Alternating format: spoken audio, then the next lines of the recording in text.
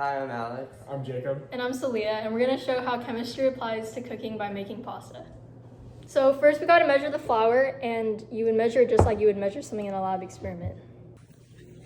So now you need to make a nice divot for the eggs. Cut it. Now we're going to crack the eggs, and this is a physical change. A physical change changes a substance's physical state, but not its chemical state, so no new substance will be formed.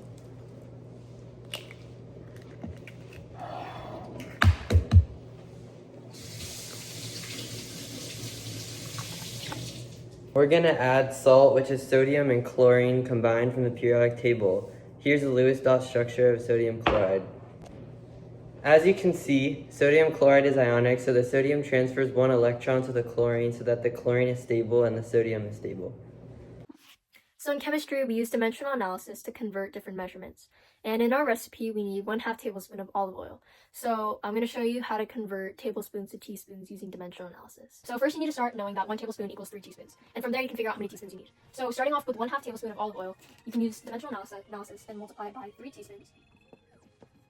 But in order to cancel out the tablespoons, you need to also divide something by tablespoons. So since 3 teaspoons equals 1 tablespoon, you put 3 teaspoons over 1 tablespoon to get your answer. So that way, the tablespoons cross out, and you'll get an answer that's left only with teaspoons. So our answer would be 3/2 teaspoons of olive oil.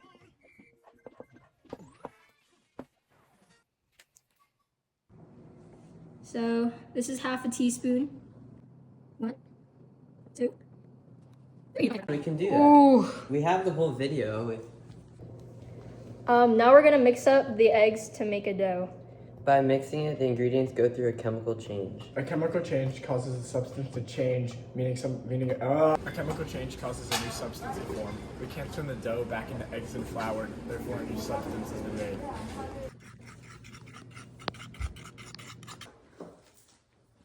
Ooh. While the pasta is gonna be sitting, we're gonna cut up tomatoes to make the sauce.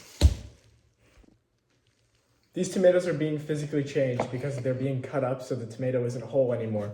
Even though we cut them, they're still tomatoes because they weren't changed chemically.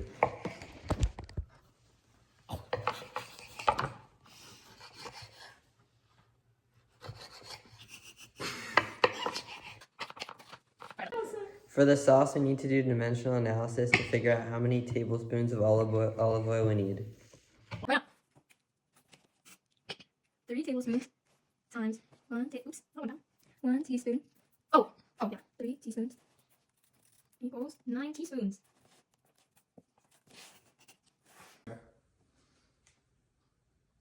Oh, oopsie. 7. We're gonna mix all the ingredients in a pot. This is called a mixture because it is made up of 2 or more substances. Do you have pepper too? Yeah. I'll grab it. We're going to physically change the dough now by cutting it into strips to make our noodles.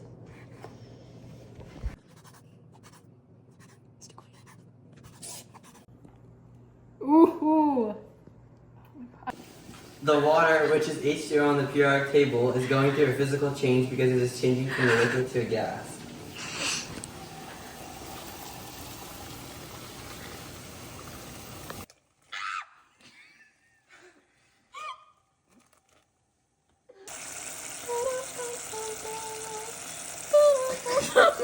In chemistry, you have to balance equations so the reactants that we put in the equation have to equal the products that come out of the equation. It's the same thing with pasta. All the ingredients you put in will come out to make pasta.